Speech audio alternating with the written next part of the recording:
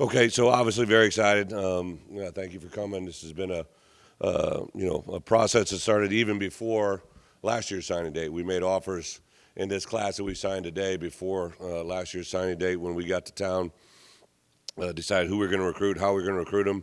I think the more we stay here, the better we'll get, and this is a good indication of this. I think we signed 21 guys today from top to bottom that represent everything that we ask on the field and hopefully what we project off the field as well. I think to have 9 different states represented, to have another strong showing in the state of Illinois with 7 Illinois guys shows the foundation that we continue to build.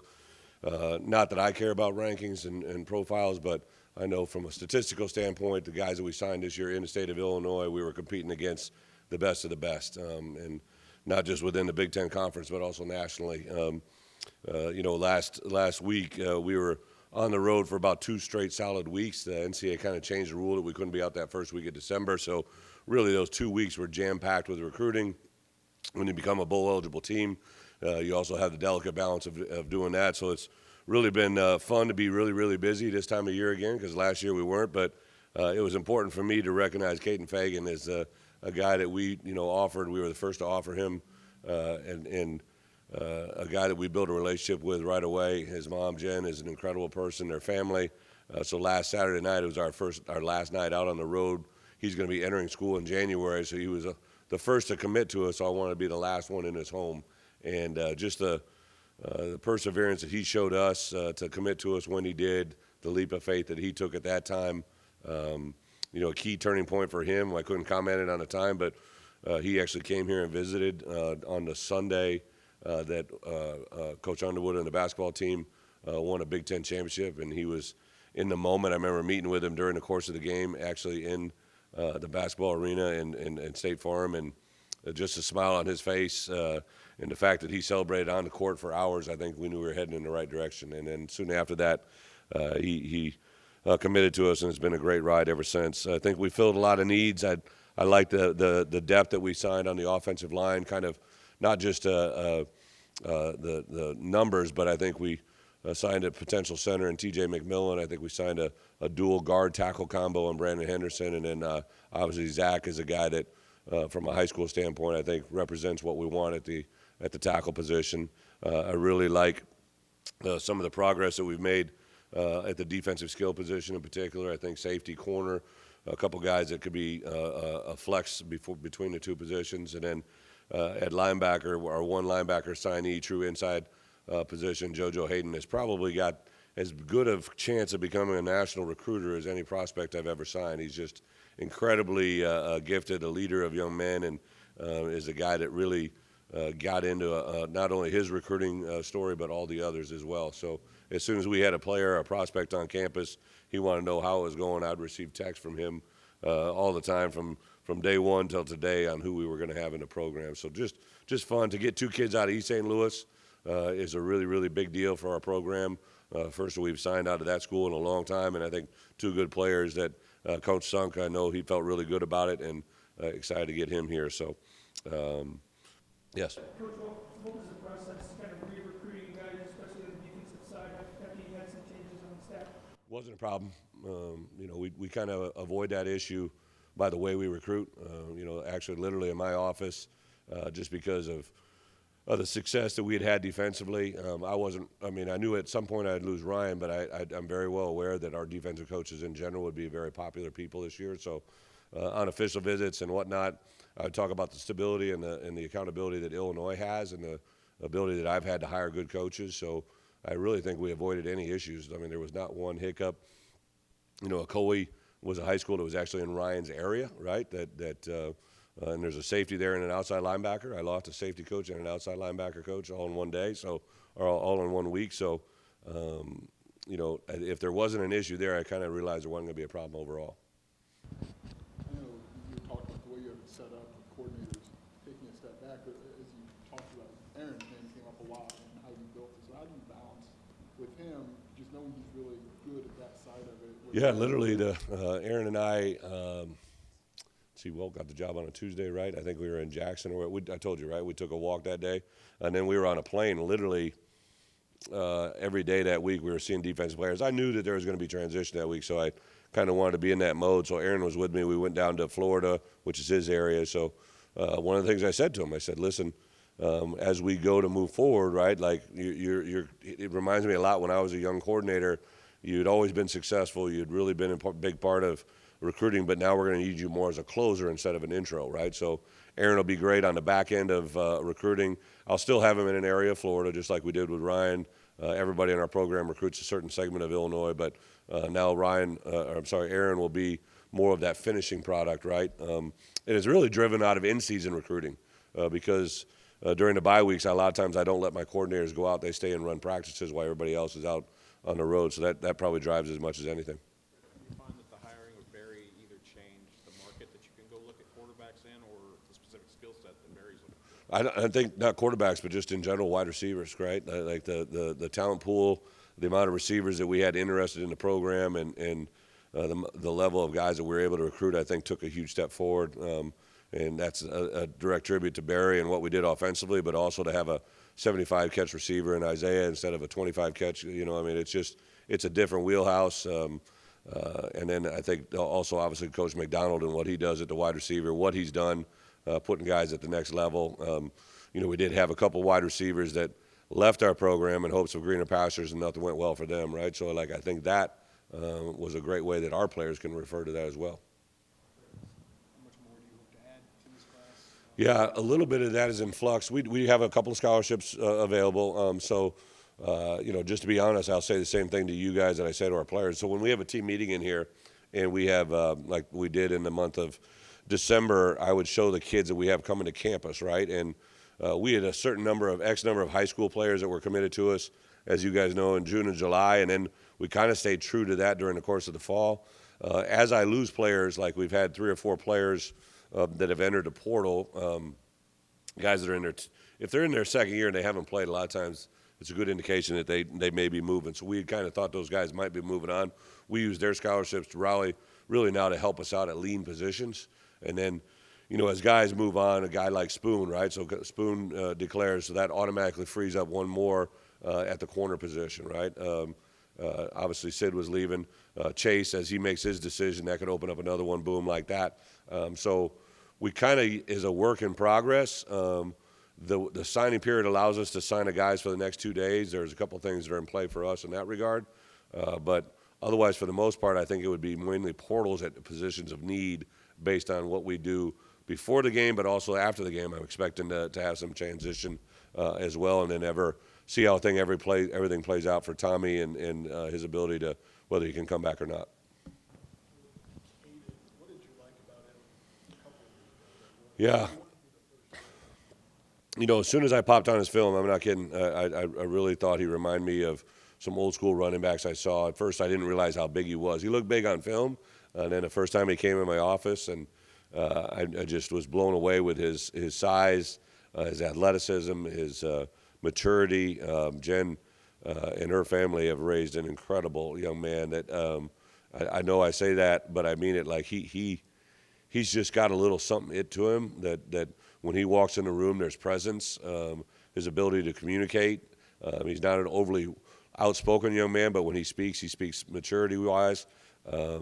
I think he has the ability to play patiently behind his pad, which, you know, I've said that about Chase a couple times. Chase didn't have that. He developed that, right? And this kid's in high school, and you see the way he patiently plays out blockers. I listened to his grandpa telling a story that, you know, there's 2 places you could usually find him. He's either going to be shooting hoops in the backyard, right, or he's going to be at the gym. He was just always physically doing something. He's got a couple older brothers. They talked about how they used to invite him along, and they used to beat the piss out of him, and he would just keep coming back.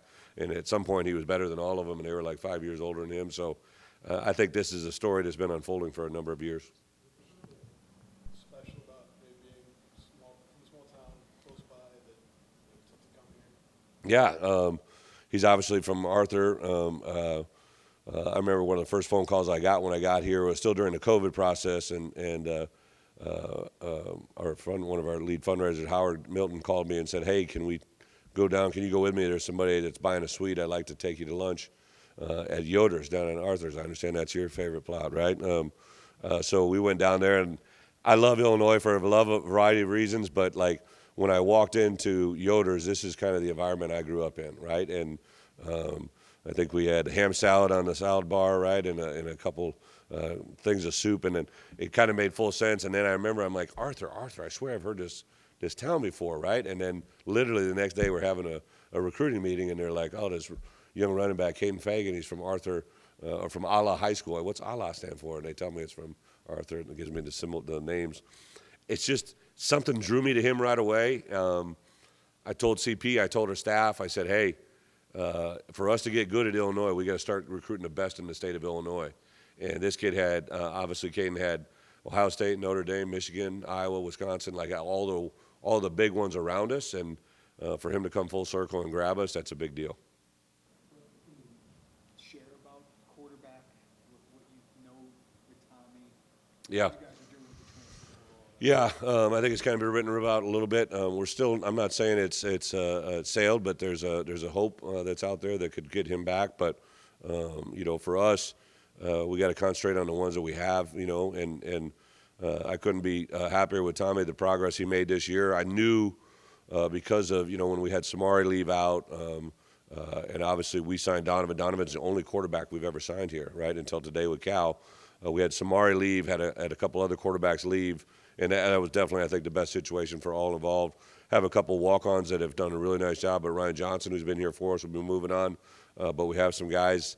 So depending on how it plays out with Tommy here at the end, we'll definitely be looking for at least one person in the portal. But the key is communication. I've talked to Donovan, not only him and his family, right, about why we need to do this. It's kind of, to be quite honest, when I was here and I told BP and the other quarterbacks that were here, like, I couldn't sit and just leverage one quarterback of playing experience. That's why we went out and got Art. Art, unfortunately or fortunately, came in a couple weeks ago, and he actually is going to transition into coaching and will be joining us January 4th after the bowl game as a full-time coach with us. So excited to get him with us, but I was counting on him for one more year of eligibility. So it's a work in progress. I think you guys know I don't let anything kind of surprise me. We've taken action. We've had a number of quarterback options, not only on campus but on the phone with us. And, nothing will be announced because if it's a portal quarterback, I won't sign them. They'll just show up on campus. Kind of like Tommy, if you remember last year, there was a lot floating around, but I couldn't say anything officially until he was here on campus. Yesterday, Ford put out an announcement that he's moving to the NFL. Will he be playing in the bowl game? Is there anyone else maybe we know about Spoon and Sid or anyone Yeah. you think could opt out? So one of the things that, I said this the other day, right? Like, I see these kids make the announcement they're going to the NFL, and these are kids that have represented everything that you want in your program. And I thought for me, Spoon and Sid, I had grown just as much with them as I had any player in this program, right? And for them, we recognized them at our awards banquet. Spoon was recognized as an MVP, and Sid was recognized with an award. I just wanted to give them that moment, and for you guys that were there, I think that was a very special moment. Let them have a little bit of closure. I remember Spoon's not an overly emotional player, but that post press conference, that hug he gave me, it was one of those that you didn't want to let go, So I'm glad that we did that where it's at. And obviously Sid too. I remember he's yelling at me. I was out in the hallway talking to Josh. He's like, Coach B. And for me to share that moment with those two guys was awesome. I do think Chase will probably have an announcement here sooner than later. I think it's trending in a direction, but let those things kind of happen as they will. Luke, it's been obviously a unique story with Luke. I offered him originally out of high school to commit. He committed to me at Arkansas. Been around him and around him a long time. Some events that had happened before this season that I kind of told him, listen, this is where we're at. If anything happens, this is where we're going to go. And unfortunately, some of those things began to happen, and we had a decision late last week or I guess over the weekend, that his time here was going to be done. Unfortunately, it may have came one game too early, but the good news is Luke's got a lot of talent, and now he's going to concentrate on what his next step is, and I wish him the best of luck. When you go to the JUCO ranks, I assume you're looking for potential starters or guys that are going to compete for a starting spot. Do you see that in Patterson and Schuster? I do. Both of them, again, it's very important, right? Like junior college players, I think everybody automatically assumes they're there because of academic shortcomings, right? And the majority of all of our junior college guys, even Zion, Isaiah last year, were full qualifiers. Same thing this year with both those guys. Caleb really didn't have a high school senior year. He was weighing about $160 from what Dad told me, and rather than signing a small school or a lower level, he wanted to bet on himself, and thank goodness he did, because he played at a high level. We were able to go in there. There were some other Big Ten schools that he was already committed to go visiting, and Aaron and I went in there a week ago Monday. I remember we were in Chicago. I was actually visiting another prospect, and Caleb's dad had agreed to meet to us a Tuesday night, but his dad got called away on work, and I said, well, if I get a plane, I come and see you. Can we do that? And Josh and administration okayed us to grab a private plane and flew down there, and thank goodness we did. We sat in that home for about 3 hours. Aaron and I kind of dapped on the way in and said, let's just get him on a visit. That's all. Let's just get him on a visit. Let's take it step by step. Let's just get him on a visit, because that's what we were up against, just getting him literally on campus. And then we walk in that home, and it was magnetic. It was just awesome.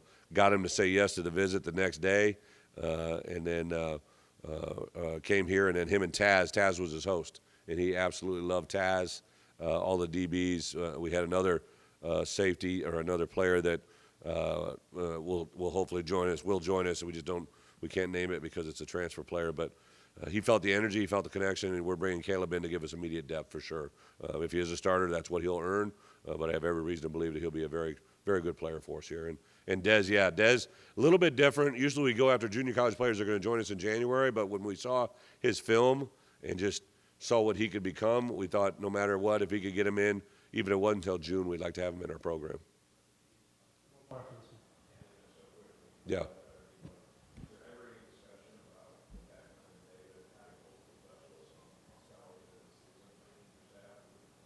Yeah, I think anytime you have a good player from the state of Illinois, you can't say no to anybody, right? And 85 scholarships is a very unique rule in the fact that it can be very fluid. I think the greatest thing that we got going for us right now is the NCAA is beginning to catch up with the portal world. It's taken them a while, but this new 85 scholarship rule will enable us to really maximize it. And I think us here at Illinois, Josh has afforded us the opportunity to be on the front end of a lot of different rules. Like there's some things that are in play now that we've asked for permission, and even though someone maybe is still on scholarship but they're graduating in summer, they're done with their eligibility here, but we could use that for a non-scholarship player here that's currently on campus. So the 85 scholarship thing is a very fluid rule that I'm excited to use and maximize. Last one.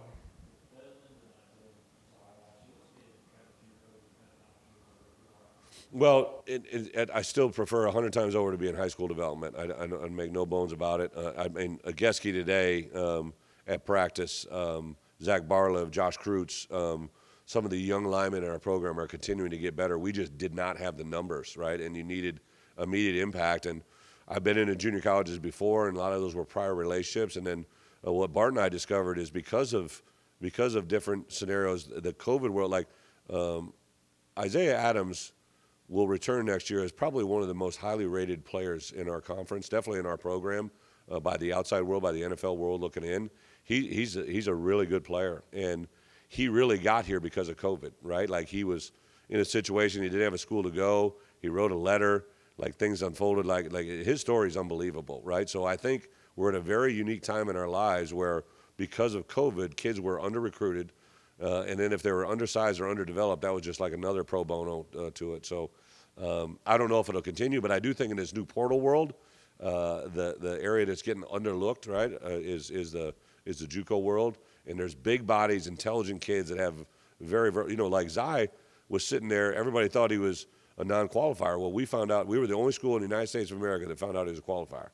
And, when you're the only one that knows something over 225 other people, that gives you a good chance, right? And we cared enough to ask. We cared enough to pursue it. And now we have a really good player in our program. So I think you can still outwork people in recruiting, and that's what we try to do. We know we can't outpay them, right? I think that's the new theme in college football for a lot of different reasons, but we definitely can outwork people.